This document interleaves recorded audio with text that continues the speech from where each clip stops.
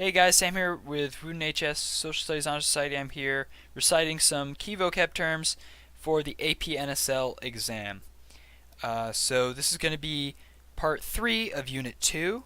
I left off at interest groups, so I'm going to begin with the term lobbying. So the activities of a group or organization that seeks to influence legislation and persuade political leaders to support the group's position. Alright? Next we have PACs, which are federally mandated, officially registered funds, fundraising committees that represent interest groups in the political process. Next we have Super PACs, which is a type of organization that pools campaign contributions from members and gives those funds to campaigns for or against candidates. Excuse me. Next we have a presidential election campaign fund. So this is money from the $3 federal income tax, which goes into this fund, and which is then distributed to qualified candidates to subsidize their presidential campaigns. And so that's funded from the government.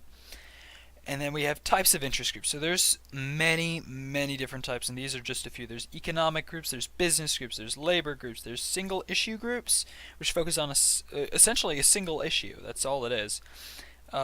Professional associations, public interest groups, agricultural groups, government groups, ideological groups. I could go on, but there's a very wide range of different interest groups that there can be.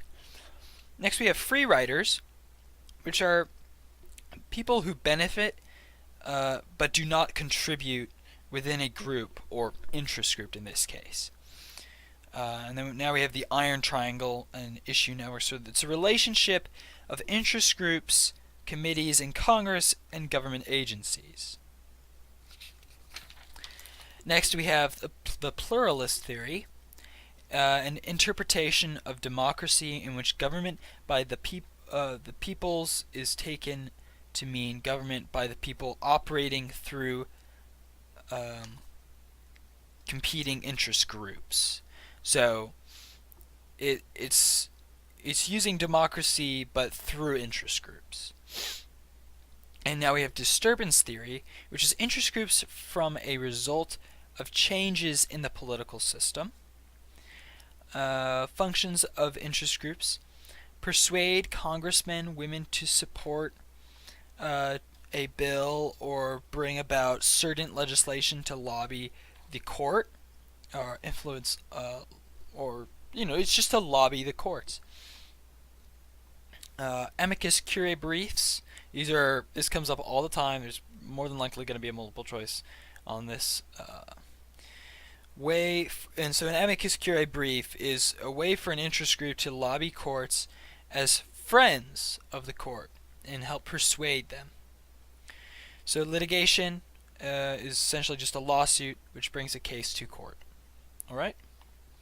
And that concludes Unit 2 vocabulary. I'm going to move on to Unit 3 in the next episode. Thank you for listening.